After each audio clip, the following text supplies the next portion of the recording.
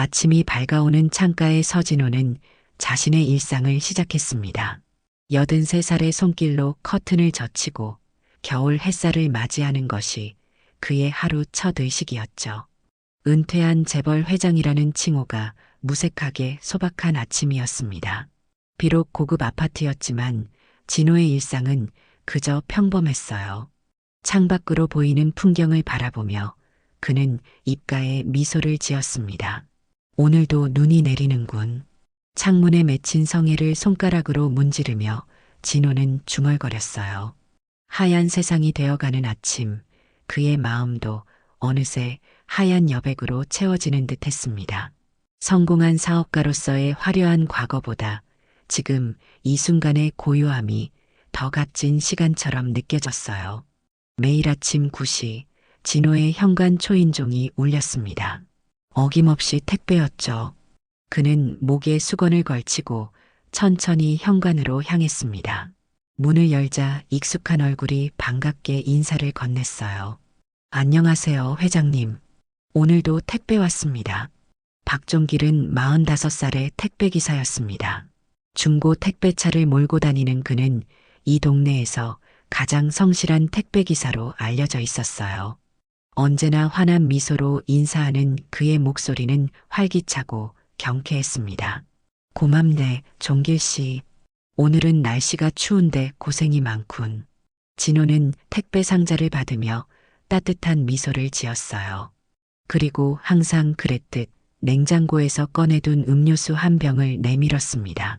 이거 하나 마시고 가게. 종길은 처음엔 사양했지만 이제는 자연스럽게 받아들였어요. 그것이 두 사람 사이의 작은 의식이 되었으니까요.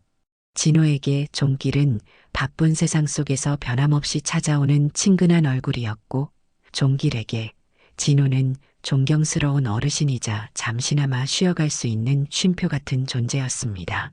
감사합니다. 늘 챙겨주셔서요. 종길은 음료수를 받아들며 가볍게 목례했어요. 그리고 바쁜 걸음으로 다시 계단을 내려갔죠. 진호는 그의 뒷모습을 바라보며 무거운 상자들을 옮기는 종길의 굽은 어깨가 안쓰러웠습니다. 하지만 그런 마음을 내색하지 않았어요. 그저 묵묵히 자신의 일에 최선을 다하는 종길의 모습에서 진호는 자신의 젊은 시절을 보는 듯했습니다. 택배 상자를 거실 테이블에 올려놓은 진호는 창밖으로 눈이 더 굵어지는 것을 발견했어요. 눈길을 달리는 종길의 택배차가 보였습니다. 낡은 차였지만 부지런히 움직이며 이 추운 날에도 제 역할을 다하고 있었죠. 진호는 그 모습을 바라보며 생각에 잠겼습니다. 저 친구는 매일 이렇게 달리는구나. 문득 그는 자신의 휴대폰을 꺼내 연락처 목록을 확인했어요. 그리고 택배 송장에 적힌 종길의 전화번호를 종길 택배라는 이름으로 저장했습니다. 왜 그랬는지 자신도 잘 몰랐지만 어쩐지 이 성실한 사람과의 인연이 의미 있게 느껴졌어요.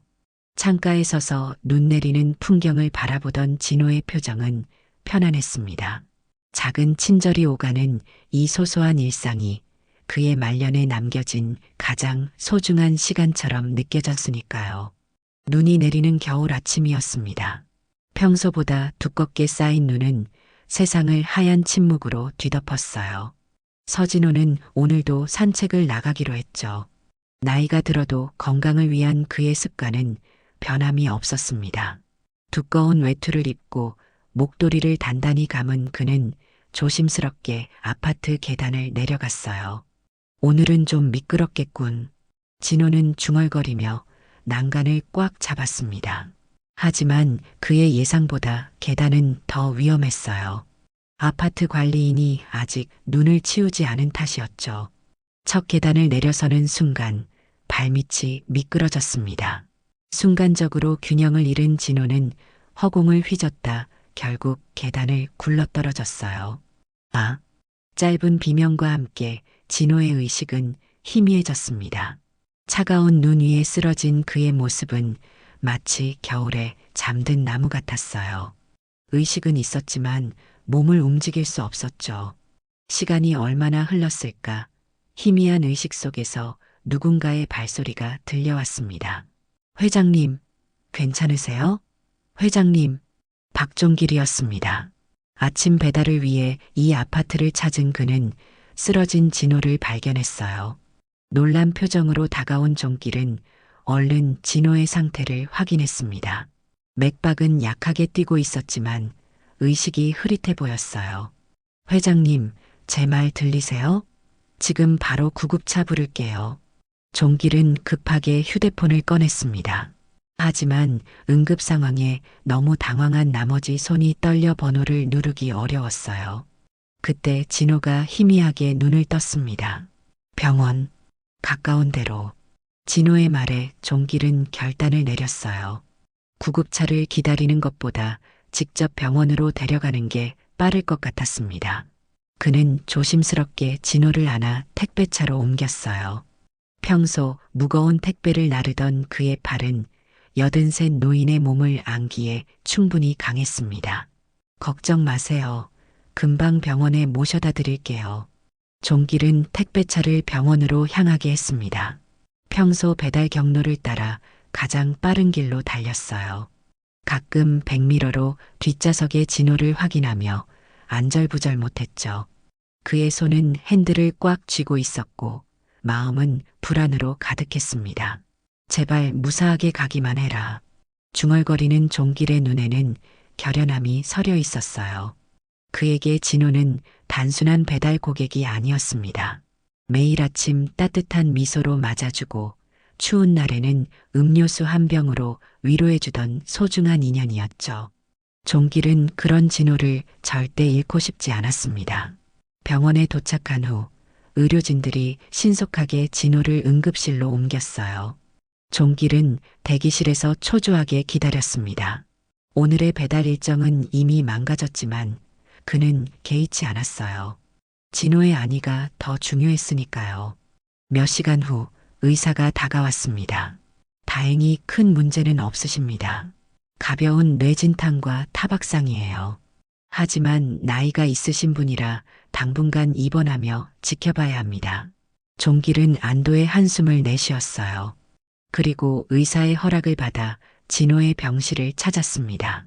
병상에 누워있는 진호는 창백했지만 의식은 또렷해 보였어요. 종길 씨, 고마워요. 진호는 약한 목소리로 말했습니다. 그의 눈에는 깊은 감사의 빛이 서려 있었어요. 아닙니다, 회장님. 당연히 해야 할 일을 했을 뿐이에요. 종길은 겸손하게 대답했습니다. 하지만 진호는 고개를 살짝 저으며 말했어요. 아니야. 저 친구 없었으면 내 인생 여기서 끝났을 거야. 그 말은 병실에 있던 진호의 딸에게도 들렸습니다. 그녀는 종길에게 다가와 깊이 고개를 숙였어요. 정말 감사합니다. 아버지를 구해주셔서.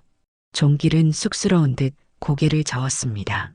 그리고 이제 가봐야 한다며 병실을 나섰어요. 하지만 진호의 마음속에는 종길의 모습이 깊이 새겨졌습니다. 눈길 위에서 자신을 안고 병원으로 달려간 그 진심 어린 모습이 말이죠. 병원 생활이 일주일째 이어졌습니다. 서진호는 창가에 앉아 병원 앞 거리를 바라보고 있었어요. 눈은 그쳤지만 아직 도로 곳곳에 쌓인 눈이 녹지 않고 있었죠.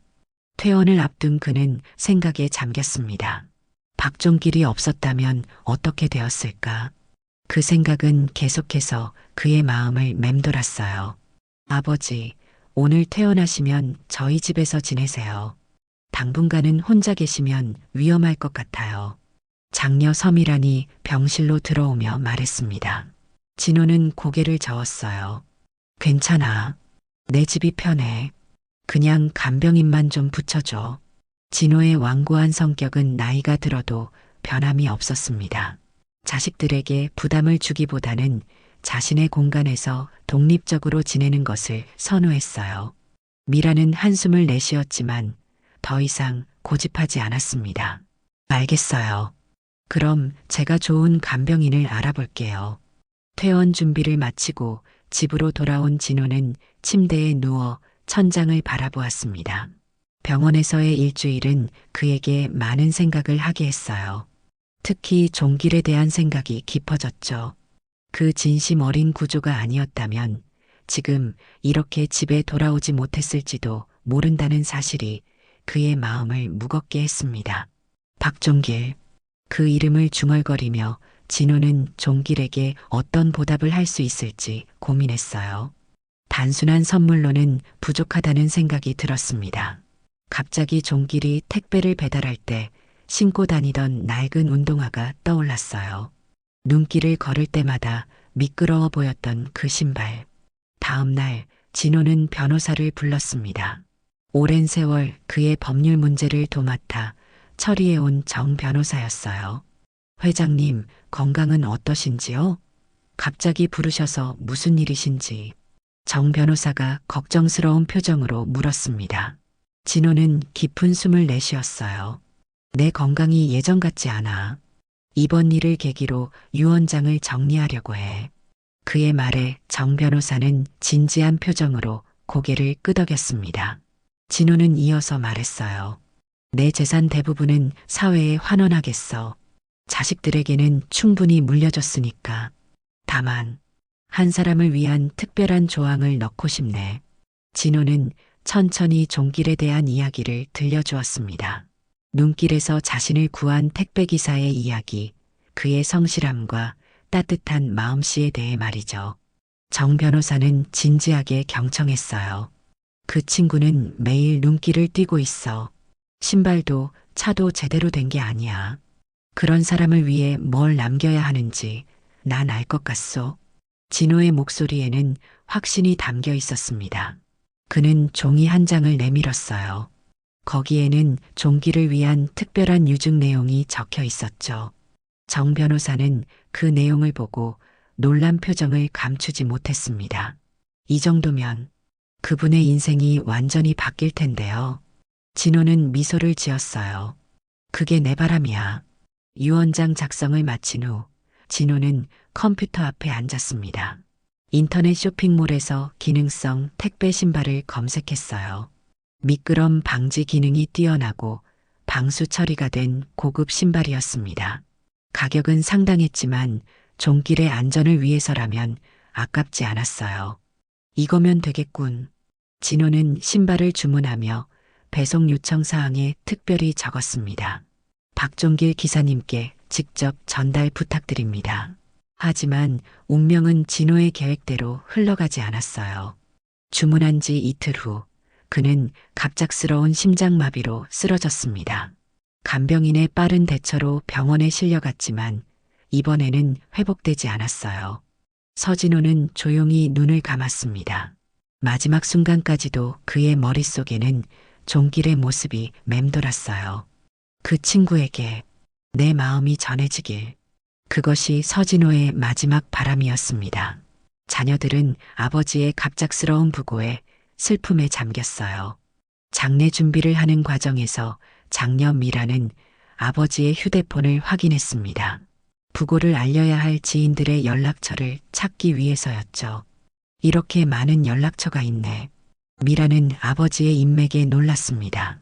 일일이 확인할 시간이 없어 그녀는 저장된 모든 번호로 단체 문자를 보내기로 했어요. 부고 안 내고 서진호 회장님께서 영면하셨습니다. 빈소병원 장례식장 사무실 3가 고인의 명복을 빕니다. 그렇게 발송된 문자 중 하나는 종길 택배라는 이름으로 저장된 번호로 향했습니다. 그리고 그 문자가 박종길의 평범한 일상을 완전히 바꾸게 될 것이라는 사실을 그 누구도 예상하지 못했어요. 아침 일찍 택배 배송을 준비하던 박종길의 휴대폰이 울렸습니다. 평소라면 주의를 기울이지 않았겠지만 이른 시간에 온 문자에 그는 핸들을 잡던 손을 멈추었어요. 화면을 확인하자 낯선 번호였습니다. 열어본 문자의 내용은 충격적이었죠. 종길은 그 자리에 얼어붙었어요. 얼마 전 병원에서 만났을 때만 해도 회복 중이라고 생각했는데 그가 세상을 떠났다니 믿기지 않았습니다. 하지만 더 놀라운 것은 따로 있었어요. 어떻게 내게 부고 문자가 종길은 혼란스러웠습니다. 그는 자신이 단순한 택배기사일 뿐이라고 생각했거든요. 진호가 자신의 번호를 저장해뒀다는 사실이 그를 깊이 감동시켰습니다. 문득 그의 눈시울이 붉어졌어요. 그분한테 나는 그냥 기사였을 텐데. 입술을 깨물며 종길은 감정을 추스렸습니다. 오늘의 배달 일정은 여전히 그를 기다리고 있었지만 마음은 이미 병원 장례식장으로 향해 있었어요. 그는 오늘 업무를 마치고 꼭 빈소를 찾기로 결심했습니다. 종길의 일과는 늘 바빴습니다. 아침 6시에 시작해 저녁 늦게까지 계속되는 분주한 하루였어요. 하지만 오늘은 모든 것이 더디게 느껴졌습니다. 택배 상자를 전달할 때마다 진호의 얼굴이 떠올랐어요. 그 따뜻한 미소, 항상 건네주던 음료수 한 병, 그리고 고생이 많소라는 짧지만 진심 어린 말 한마디. 회장님, 종길은 운전 중에도 계속 진호를 떠올렸습니다. 눈길에 쓰러진 그를 발견했던 그 겨울 아침이 생생하게 기억났어요. 당시에는 단지 위기에 처한 사람을 도운 것뿐이라고 생각했지만 지금 돌이켜보니 그 만남이 두 사람의 깊은 인연의 시작이었다는 생각이 들었습니다. 오후 배달을 마친 종길은 서둘러 병원 장례식장으로 향했어요. 평소에는 한 번도 가보지 않은 고급 장례식장이었습니다. 입구에 들어서자 위압감이 느껴졌어요. 정장을 입은 조문객들 사이에서 작업복 차림의 자신이 어색하게 느껴졌지만 그는 용기를 내어 안내데스크로 향했습니다. 서진호 회장님 빈소가 어디인가요? 사무실입니다. 저쪽으로 가시면 됩니다. 안내를 받고 복도를 걸으며 종길은 불안감을 느꼈어요. 자신 같은 택배기사가 이런 곳에 올 자격이 있는 걸까? 그런 생각이 들었지만 마지막 인사만큼은 꼭 드리고 싶었습니다. 사무실 앞에 도착하자 검은 정장을 입은 사람들이 보였어요. 진호의 가족들이었습니다. 조문객 방명록에 이름을 적으려는데 갑자기 누군가 그를 알아보았어요. 아, 혹시 택배기사님, 박종길 씨 아니세요? 진호의 막내딸 서유진이었습니다. 종길은 놀랐어요. 자신을 알아보다니. 네, 맞습니다만. 유진이 다가와 그의 손을 잡았습니다. 아버지께서 자주 말씀하셨어요. 매일 아침 웃으며 인사하는 택배기사님 이야기를요. 그리고 눈길에서 아버지를 구해주신 분이. 종길은 당황했습니다. 진호가 자신에 대해 가족들에게도 이야기했다는 사실이 믿기지 않았어요. 그저 자신의 일을 했을 뿐인데 제가 한 일은 별거 아니었습니다. 당연히 해야 할 일을 했을 뿐이에요. 유진은 고개를 저었습니다. 아니에요. 아버지께서는 종길 씨가 아니었다면 살아 돌아오지 못했을 거라고 하셨어요. 정말 감사합니다. 그녀의 진심 어린 말에 종길은 말을 잇지 못했어요. 입구에서 서성이던 그를 유진이 빈소 안으로 안내했습니다. 검은 리본이 달린 진호의 영정 사진 앞에 서자 현실감이 밀려왔어요. 그는 조심스럽게 향을 피우고 두 번 절을 올렸습니다. 회장님, 편안히 가세요. 마음속으로 기도하며 종길은 고개를 숙였어요. 그때 장녀 미란이 다가왔습니다. 박종길 씨죠? 아버지가 돌아가시기 전에 주문하신 물건이 있는데 오늘 배송되었어요. 혹시 알고 계신가요? 종길은 고개를 저었습니다. 아니요, 제가 담당한 배송은 아니었던 것 같은데요. 미라는 미소를 지었어요. 아버지께서 특별히 종길 씨에게 전해달라고 하셨대요. 잠시 기다려 주시겠어요? 가져올게요. 혼란스러운 표정의 종길을 남겨두고 미라는 옆방으로 향했습니다. 그녀가 돌아올 때는 택배 상자 하나를 들고 있었어요. 그것은 진호가 마지막으로 주문한 물건이었습니다. 미란이 조심스럽게 택배 상자를 내밀었어요. 진호가 마지막으로 주문한 것이라는 그 상자는 생각보다 가벼웠습니다. 종길은 어리둥절한 표정으로 그것을 받아들었죠. 이게 아버지께서 돌아가시기 전 마지막으로 주문하신 물건이에요. 배송 요청에 박종길 기사님께 직접 전달해 달라고 적혀 있었대요. 미란의 설명에 종길은 더욱 혼란스러워졌습니다. 무슨 이유로 진호가 자신에게 선물을 주문했을까? 그는 조심스럽게 상자를 열었어요. 안에는 고급 기능성 택배 신발 한 켤레와 봉투 하나가 들어 있었습니다. 미끄럼 방지 기능이 뛰어나고 방수 처리가 된 신발이었죠. 최근 그가 눈길에서 자주 미끄러지는 것을 보았을까요? 이건 감격에 목이 메어 종길은 더 이상 말을 잇지 못했어요. 유진이 다가와 봉투를 가리켰습니다. 편지도 있네요. 아버지의 글씨예요. 종길은 떨리는 손으로 봉투를 열었어요. 단정한 필체로 쓰여진 편지가 나왔습니다. 종길 씨, 눈길을 걷는 걸 보며 참 위험하겠다 싶었습니다. 당신이 내게 내민 손을 잊지 않겠습니다. 이 신발이 그 손에 대한 내 답이 되기를 바랍니다. 편지를 읽는 종길의 눈에서 눈물이 흘러내렸어요. 이런 따뜻한 마음을, 그것도 마지막 순간에 자신에게 보여준 진호의 배려가 가슴 깊이 와닿았습니다. 그는 서둘러 손등으로 눈물을 훔쳤어요. 죄송합니다. 이런 자리에서 유진은 미소를 지으며 말했습니다. 아니에요. 아버지는 이름을 잊지 않으셨네요. 기사님을 가족처럼 여긴 것 같아요. 그 말에 종길은 더욱 벅찬 감정을 느꼈어요. 수많은 사람들을 만났을 재벌 회장이 자신 같은 평범한 택배기사의 이름을 기억해주고 그것도 자식들에게까지 이야기했다는 사실이 믿기지 않았습니다. 저는 그저 제 일을 했을 뿐인데 종길의 말에 미란이 고개를 저었습니다. 아버지께서는 종길 씨의 성실함과 따뜻함을 늘 칭찬하셨어요.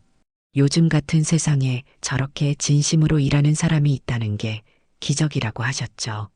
그 말에 종길은 더 이상 감정을 억누르지 못했어요. 그의 어깨가 작게 떨렸습니다. 평생 성실하게 살아왔지만 이렇게 인정받는 느낌은 처음이었죠. 특히 진호 같은 성공한 사람에게서 그런 인정을 받는다는 것은 더욱 특별했습니다. 장례식장을 나오며 종길은 상자를 품에 안았어요. 새 신발은 그에게 단순한 선물 이상의 의미가 있었습니다. 그것은 진호의 마지막 배려였고 한 사람이 다른 사람의 삶에 얼마나 깊은 울림을 줄 수 있는지를 보여주는 증거였어요. 다음 날 아침 종길은 새 신발을 신고 배달을 시작했습니다. 발에 꼭 맞는 편안함과 단단한 그립감에 그는 놀랐어요. 이전의 낡은 운동화와는 비교할 수 없는 품질이었습니다. 눈길도 미끄러지지 않고 안정적으로 걸을 수 있었죠. 회장님, 정말 감사합니다. 그는 하늘을 바라보며 중얼거렸어요. 오늘따라 하늘이 더 푸르게 느껴졌습니다. 마치 진호가 자신을 보고 있는 것만 같았어요. 배달을 다니며 종길은 계속해서 진호를 생각했습니다.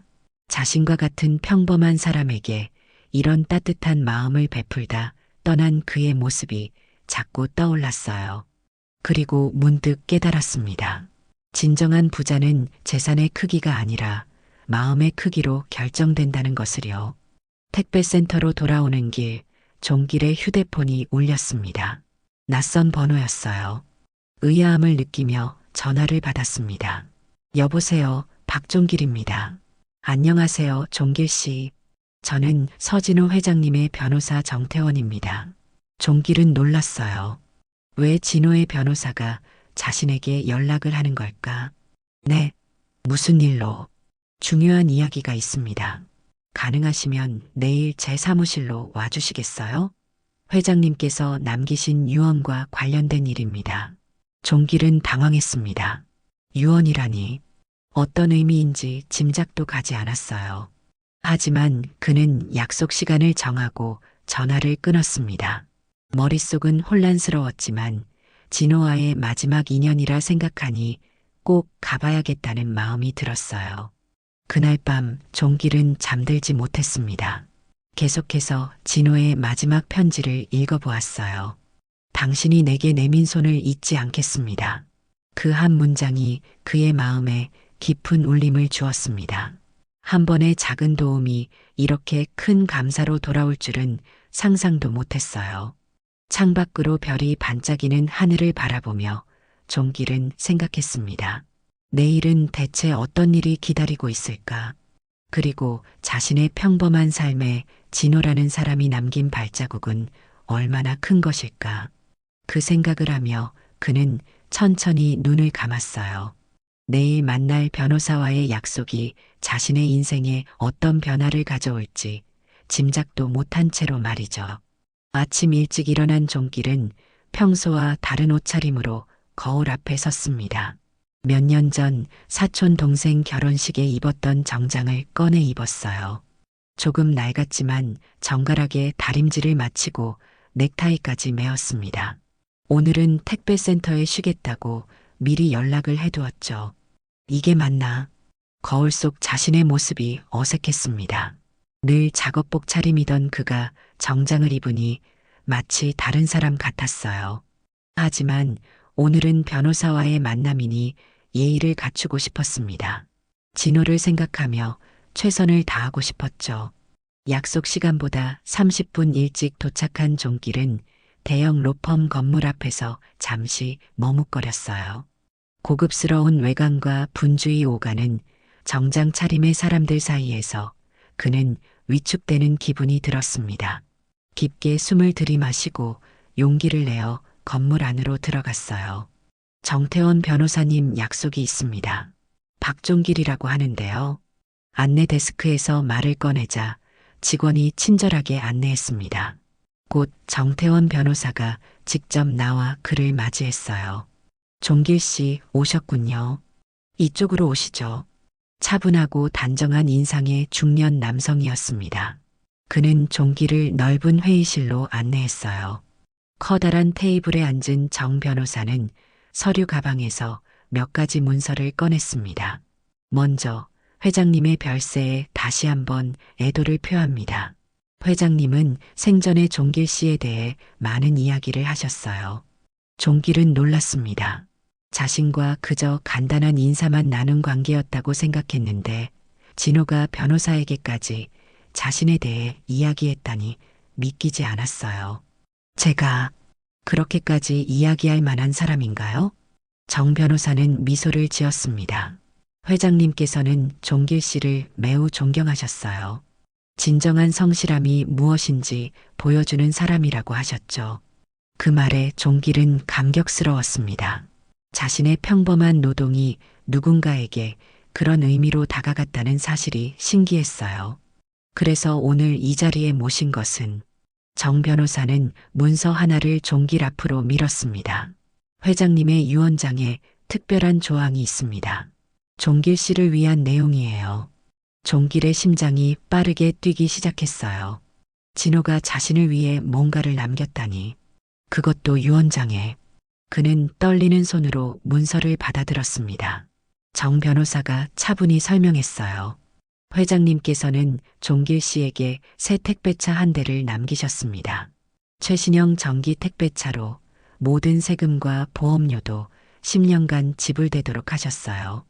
종길은 귀를 의심했습니다. 택배차라니, 그것도 최신형 전기차라니. 그는 말문이 막혔어요. 이건 너무 과분합니다. 제가 어떻게... 정 변호사는 고개를 저었습니다. 회장님의 마음입니다. 거절하실 수 없어요. 이미 모든 절차가 완료되었고 오늘 차량을 인도받으시면 됩니다. 그리고 정 변호사는 작은 봉투 하나를 더 내밀었어요.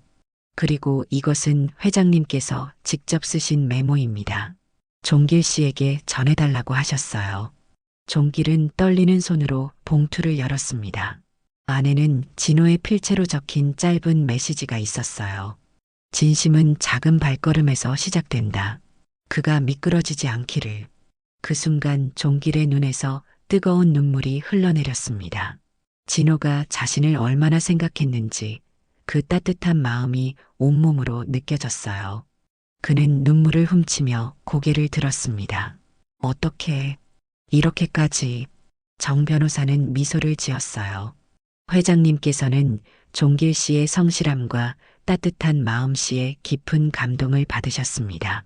사람들은 내가 성공한 사업가라고 부르지만 그 친구야말로 진정한 성공을 이룬 사람이라고 하셨죠. 종길은 그 말에 더 이상 감정을 억누르지 못했습니다. 택배 일을 시작한 이래로 항상 그저 생계를 위한 일이라고 생각했는데 누군가에게는 그의 성실함이 감동이 되었다는 사실이 믿기지 않았어요. 회의실을 나와 주차장으로 향하자 그곳에는 새 택배차가 기다리고 있었습니다. 하얀색 전기 택배차는 그가 지금까지 몰던 낡은 차와는 비교할 수 없이 깨끗하고 현대적이었어요. 이제 이 차는 종길 씨의 것입니다. 모든 서류도 준비되어 있어요. 정 변호사가 차 키를 내밀었습니다. 종길은 마치 꿈을 꾸는 듯한 기분으로 키를 받아들었어요. 새 차의 운전석에 앉아 믿기지 않는 현실감이 밀려왔습니다. 그는 핸들을 꽉 잡고 깊은 숨을 내쉬었어요. 회장님, 정말 감사합니다. 떨리는 목소리로 중얼거리며 종길은 천천히 시동을 걸었습니다. 엔진 소리 대신 조용한 전기 모터의 울림만이 들렸어요. 주차장을 빠져나오며 그는 새로운 시작을 실감했습니다. 어제까지의 삶과는 다른 오늘이 시작된 것이었죠. 새 택배차를 몰고 도로에 진입한 종길의 마음은 복잡했습니다. 기쁨과 감격, 그리고 어딘가 무거운 책임감이 뒤섞였어요. 그는 잠시 한적한 곳에 차를 세우고 생각에 잠겼습니다. 진호가 남긴 이 선물이 단순한 물질적 호의를 넘어 무언가 더 깊은 의미를 담고 있다는 느낌이 들었어요. 왜 하필 나였을까? 종길은 중얼거렸습니다. 회장님 같은 분이 자신 같은 평범한 택배기사에게 이런 큰 선물을 남긴 이유가 무엇일까? 그는 서서히 깨달았어요. 그것은 단순한 감사의 표현이 아니라 자신의 일에 대한 인정이었습니다. 자신의 성실함과 진심을 알아봐 준 것이었죠. 시계를 확인하니 오후 2시였습니다. 오늘은 배달 일정이 없었지만 종길은 문득 어디론가 가고 싶었어요. 그는 핸들을 돌려 익숙한 방향으로 차를 몰았습니다. 진호가 살던 아파트 근처 공원으로 향했어요. 그곳은 진호가 종종 산책을 나왔다고 했던 곳이었습니다. 공원에 도착한 종길은 천천히 걸음을 옮겼어요. 초겨울의 바람이 얼굴을 스쳤지만 마음은 따뜻했습니다. 낙엽이 쌓인 길을 걷다 보니 한 벤치가 눈에 들어왔어요. 그곳은 진호가 자주 앉았다는 벤치였습니다. 한 번은 배달을 마치고 돌아가는 길에 이 공원에서 신문을 읽고 있는 진호를 우연히 만난 적이 있었죠. 종길은 그 벤치에 앉았습니다. 주변은 조용했어요. 몇몇 노인들이 산책을 하고 멀리서 아이들의 웃음소리가 들릴 뿐이었습니다. 그는 주머니에서 진호의 메모를 꺼내 다시 읽었어요. 진심은 작은 발걸음에서 시작된다. 그가 미끄러지지 않기를. 그 문장이 이제는 다르게 느껴졌습니다. 단순히 신발과 차에 대한 이야기가 아니라 삶의 여정에 대한 메시지처럼 다가왔어요. 진호는 종길에게 단순한 물질적 도움을 넘어 앞으로의 삶을 응원하는 메시지를 남긴 것이었습니다. 잠시 후 종길은 근처 편의점으로 향했어요. 그는 따뜻한 커피 한 잔과 오늘자 신문을 샀습니다. 다시 벤치로 돌아와 신문을 펼치고 커피를 옆에 놓았어요. 마치 진호가 여기 앉아 있는 것처럼 말이죠. 오늘도 잘 다녀왔습니다. 회장님, 종길은 조용히 중얼거렸습니다. 비록 진호는 이 세상에 없지만 그의 마음속에는 여전히 살아있는 듯 했어요. 그리고 자신도 모르게 눈물이 흘러내렸습니다. 그것은 슬픔의 눈물이 아니라 감사와 깨달음의 눈물이었어요. 한참을 그렇게 앉아있던 종길은 문득 진호의 자녀들이 떠올랐습니다. 장례식장에서 만난 미란과 유진. 그들은 아버지의 뜻을 존중하며 자신을 따뜻하게 대해주었어요. 종길은 핸드폰을 꺼내 미란의 번호를 찾았습니다. 장례식장에서 명함을 받아두었던 것이 떠올랐어요. 전화를 걸었습니다. 몇 번의 신호음 후 미란이 전화를 받았어요. 여보세요, 서미란입니다. 안녕하세요, 저 박종길입니다. 장례식장에서 뵀던. 아, 종길 씨. 네, 기억합니다. 어떻게 지내세요? 미란의 목소리는 따뜻했습니다. 그녀도 아버지처럼 사람을 소중히 여기는 마음을 가졌나 봐요. 네, 잘 지내고 있습니다. 오늘 정태원 변호사님을 만났어요. 회장님께서 너무 과분한 선물을 남겨주셔서 목이 메어 말을 잇지 못했습니다. 미란이 부드럽게 말했어요. 아버지의 뜻이세요. 종길 씨를 정말 생각하셨어요. 새 차는 어떠세요? 너무 좋습니다. 어떻게 감사의 인사를 드려야 할지 미라는 잠시 침묵했다가 말했습니다. 사실 아버지께서 돌아가시기 전 종길 씨에 대해 특별히 말씀하셨어요. 그 사람은 자신의 일을 그저 생계가 아닌 사명으로 여긴다고요. 아버지께서는 그런 진심을 높이 샀던 것 같아요. 종길은 가슴이 뭉클해졌습니다. 자신의 소박한 일상이 누군가에게는 그런 의미로 다가갔다니 말문이 막혔어요. 저는 그저 제 일을 했을 뿐인데 그게 바로 아버지께서 감동받으신 점이에요. 그저라는 말 없이 매일 최선을 다하는 모습에요. 통화를 마치고 종길은 벤치에 다시 앉았습니다. 해가 서서히 기울고 있었어요. 그는 커피 잔을 들어 하늘을 향해 살짝 들어 올렸습니다. 회장님, 부끄럽지 않게 살겠습니다. 제게 보여주신 이 마음, 다른 이들에게도 전하겠습니다. 그렇게 약속하며 종길은 천천히 일어났어요. 이제 그에게는 새로운 사명이 생긴 것 같았습니다. 단순히 물건을 배달하는 것이 아니라 진호가 자신에게 보여준 그 따뜻한 마음을 다른 이들에게도 전하는 일이었죠. 새 차에 오르며 종길은 결심했습니다. 오늘부터 매일 이 벤치에 신문과 커피를 두고 가기로요. 그것이 진호에 대한 자신만의 작은 의식이 될 것이었습니다. 작지만 진심 어린 기억의 방식으로 말이죠. 시간은 빠르게 흘러 겨울이 깊어갔습니다. 박종길의 일상은 겉보기에 크게 달라진 것이 없었지만 내면은 완전히 달라져 있었어요. 매일 아침 새 택배차로 출발하는 그의 얼굴에는 더 깊은 사명감이 서려 있었습니다. 진호가 남긴 선물은 단순한 물건이 아닌 삶의 태도를 바꾸는 계기가 되었죠. 오늘도 좋은 하루 되세요. 아파트 현관에서 택배를 전달하며 종길이 환하게 웃었습니다. 예전에는 그저 직업적 미소였다면 이제는 진심이 담긴 인사였어요. 그에게 택배는 더 이상 단순한 물건이 아니었습니다. 누군가의 마음이 담긴 소중한 것, 그것을 전달하는 자신의 역할에 더 큰 의미를 부여하게 되었죠. 어머, 이번에도 이렇게 꼼꼼하게 포장해 주시고 정말 감사해요. 한 주부가 말했습니다. 종길은 이제 배달하는 물건마다 더 정성을 들였어요. 비가 오는 날에는 비닐로 한 번 더 감싸고 깨지기 쉬운 물건은 더욱 조심스럽게 다뤘습니다. 그런 작은 노력들이 사람들에게 전해지는 걸 느낄 수 있었어요. 오후가 되자 종길은 특별한 곳으로 향했습니다. 이제는 매일의 의식이 된 진호가 즐겨 찾던 그 공원 벤치였어요. 차에서 내려 조심스럽게 오늘자 신문과 따뜻한 커피를 벤치 위에 올려놓았습니다. 오늘도 잘 다녀왔습니다, 회장님. 그가 중얼거렸어요. 이 작은 의식은 그에게 위안이 되었습니다. 마치 진호와 계속 대화를 나누는 것 같은 느낌이었죠. 오늘은 벤치에 앉아 잠시 쉬어가기로 했어요.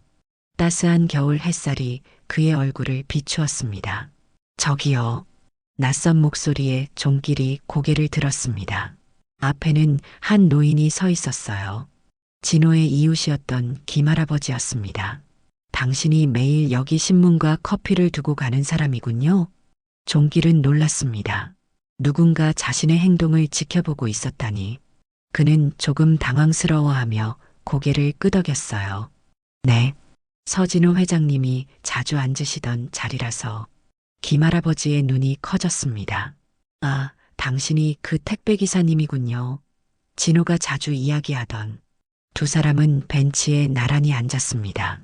김할아버지는 진호와 오랜 친구였다고 했어요. 그들은 진호에 대한 이야기를 나누었습니다. 김할아버지는 진호가 종길에 대해 얼마나 자주 이야기했는지, 그의 성실함과 매일 아침의 밝은 인사가 얼마나 큰 위안이 되었는지를 들려주었어요. 진호는 말했어요. 요즘 같은 세상에 그런 진심이 어디 있겠나라고요. 당신이 보여준 작은 친절이 그에게는 큰 의미였던 거죠. 종길은 가슴이 뭉클해졌습니다. 자신의 일상적인 행동이 누군가에게 그런 의미였다니 더욱 놀라웠어요. 헤어질 때 김할아버지가 말했습니다. 이제 이 벤치는 당신의 것이 된 것 같군요. 진호도 그것을 원했을 거예요.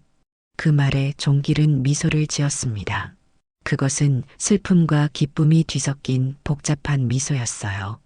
이제 이 벤치는 진호와의 연결고리가 되었습니다. 작은 추모의 장소이자 새로운 만남의 시작점이 되었죠. 몇 달이 지난 어느 봄날, 종길은 여느 때처럼 배달을 마치고 공원으로 향했습니다. 이제 그에게는 단골이 많아졌어요. 사람들은 그를 웃는 택배기사라고 불렀습니다. 그의 따뜻한 인사와 세심한 배려가 입소문을 타기 시작한 거죠. 벤치에 도착한 종길은 오늘도 신문과 커피를 올려놓았습니다. 그리고 새로 준비한 것이 하나 더 있었어요. 작은 화분이었습니다. 그는 조심스럽게 벤치 옆 땅을 파고 꽃을 심었어요.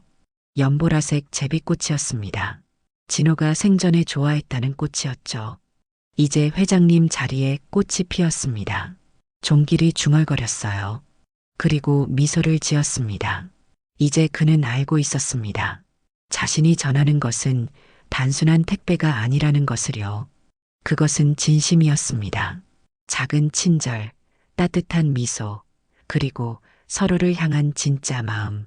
그 모든 것이 택배 상자보다 더 소중한 것이었어요.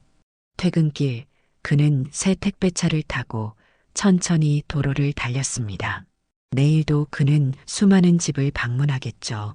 그리고 매 순간 진호의 마음을 기억할 것입니다.